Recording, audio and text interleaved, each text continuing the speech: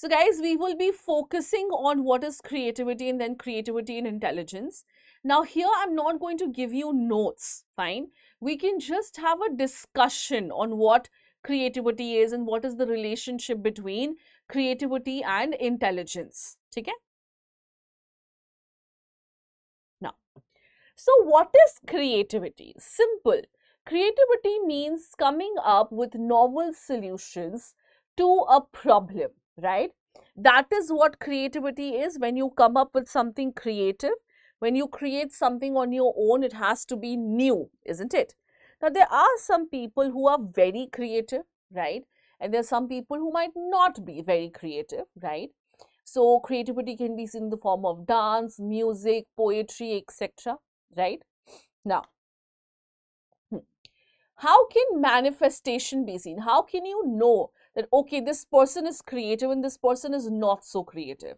Manifestations can be seen in the novel solutions to the problem that they have offered, like innovation of a new law, breakthrough in scientific achievements, isn't it? Like, for example, Abdul Kalam, he was a creative person. Why? Because he literally came up with new problems to the solution, isn't it? Or sorry, new solution to the problem. Right now, Iran is being bombed for what? For developing nuclear facilities. APJ Abdul Kalam had did it way back, isn't it? And thank God it was done way back.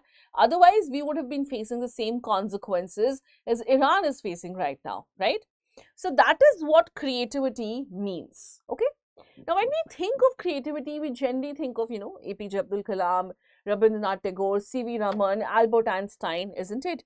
Because they have made significant contributions in different fields, isn't it? But it's not necessary that you can just show creativity in certain fields. You can show creativity in a day-to-day life as well, isn't it? When I teach you and I give you examples, and if you find it relevant, that's my creativity, isn't it? Because I just like you, even I scroll through reels, okay? So while I'm scrolling through reels and I come across a certain reel, and then I think that, oh, I can use this as an example, isn't it? I think that I can use this as an example. So that also is a little bit of creativity. I'm not saying I'm very creative, but that's little bit of creativity. Okay? All right. Now, creativity is not just limited to an artist or to a scientist, but an ordinary individual who is doing a day-to-day job can also get creative. Like your mother, she cooks the same food with in so many different variations, right? That also is creativity. Some days she will tell you that, she has added this masala and that is why it is tasting so well. Some days she will tell you she's added this masala or she has cooked it in this way. That is why it is tasting so well, isn't it? So that also is creativity. Okay? All right.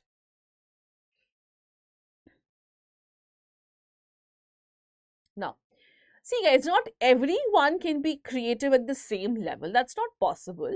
So everyone has a different level of creativity, fine?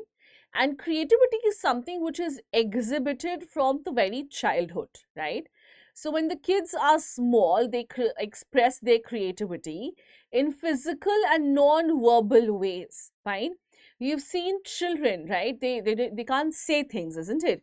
So they will show their creativity through toys. They will show their creativity in non-verbal ways, isn't it? Maybe through drawings, etc. Fine.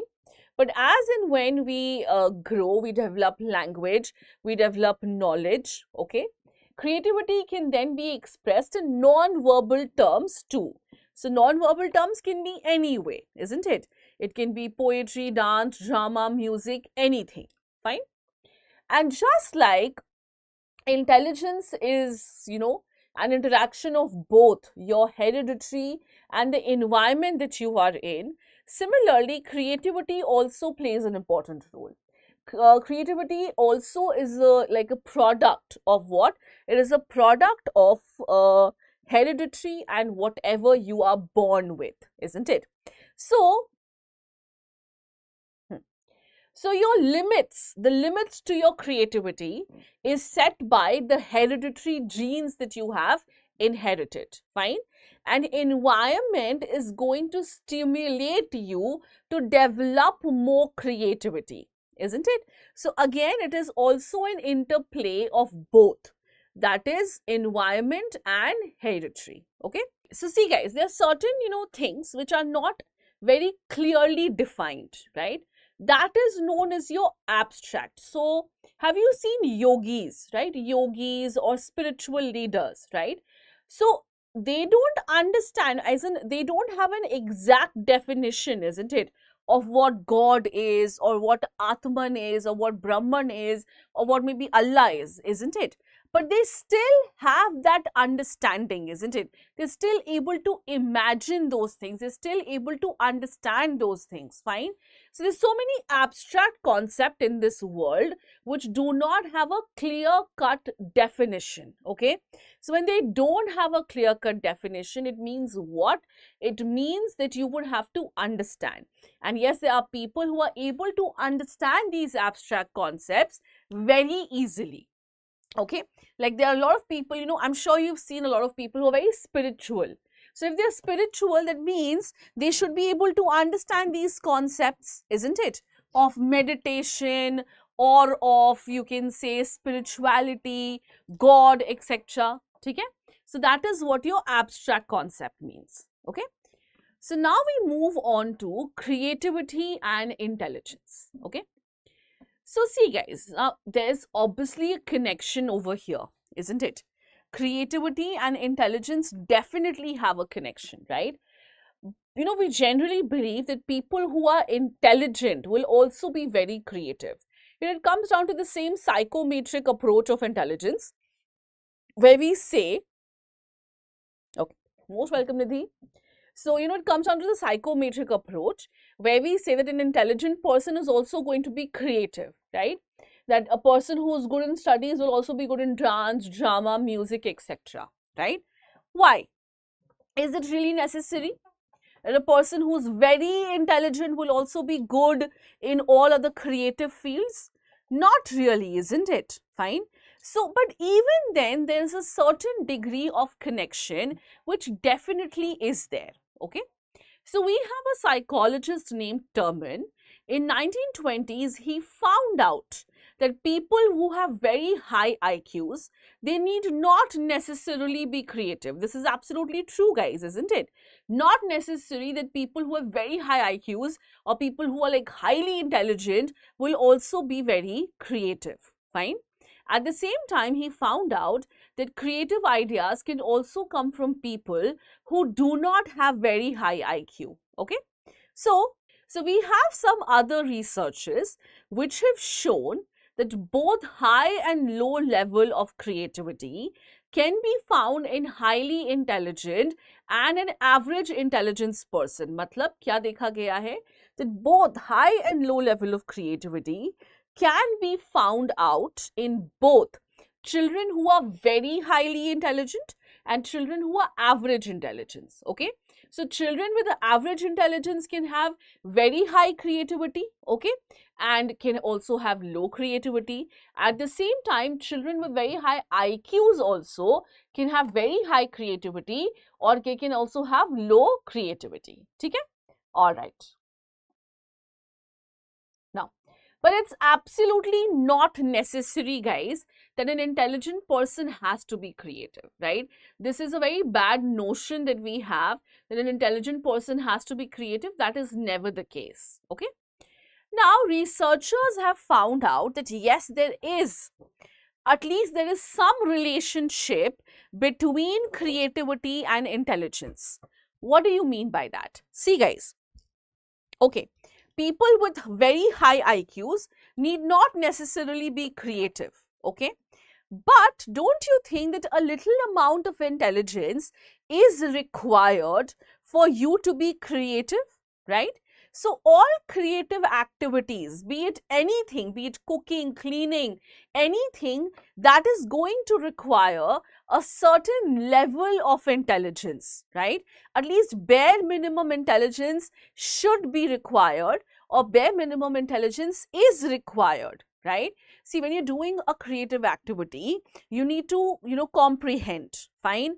You need to have knowledge, you need to understand things, you need to perceive things. And how do you do all of this if you don't have at least a minimum amount of intelligence, isn't it? So a bare minimum intelligence is definitely required when you are doing creative thinking, okay?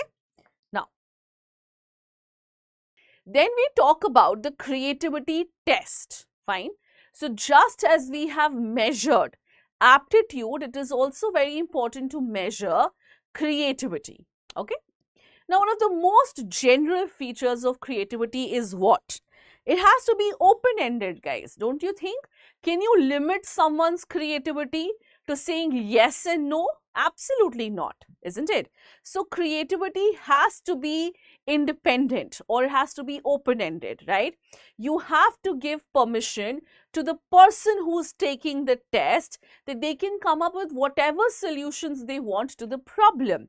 And if you make it close-ended, then obviously creativity will not be able to flow, isn't it? So that is one particular feature. Secondly, there are no specified answer, right? No creativity can have just one way of doing things. That is what creativity is. When you come up with novel solutions, new solutions, isn't it? So there are no specified answer, no right or wrong answer. All right. So that is the reason the person is actually free to think, free to innovate, free to come up with their own original ways. Fine. So creativity tests basically involve divergent thinking. What is divergent thinking? So divergent thinking is when you have been given one problem, but then you come up with different solutions to that problem. So you are diverging yourself, right? You are diversifying. You're not just thinking about one solution, but you're thinking about a variety of solutions, isn't it? That is known as your divergent thinking. Okay. So, since creativity test basically requires a freedom of expression, so creativity tests have been developed using words, figures, actions, sounds, etc. Fine. So, what does the creativity test basically measure? They measure your general creative thinking abilities. Not very high, not very low, but what is your general, like average creative thinking abilities? Okay. So, you'll be given a topic or a situation or a problem, and you'll be asked to come up with different solutions to the problem. Fine. You will be also asked to see what is the consequence of your solution. Okay. So we have a few good creativity tests, and the name has been given here, which includes Guilford, Torrance, Khatana, Wallich, Kogan, Parmesh, ठीक है, Bakar Mehndi and Passi. Okay, these are some of the important intelligence tests, or psychologists who have developed intelligence tests. Fine. And obviously जो scoring है guys वो subjective होता है ना. Scoring can never be objective over here. Scoring can never be done in the form of numericals. Scoring always will be subjective in nature. Okay? अब exam की तैयारी को और बेहतर करने के लिए हमारे चैनल को लाइक, शेयर और सब्सक्राइब करना ना भूलें.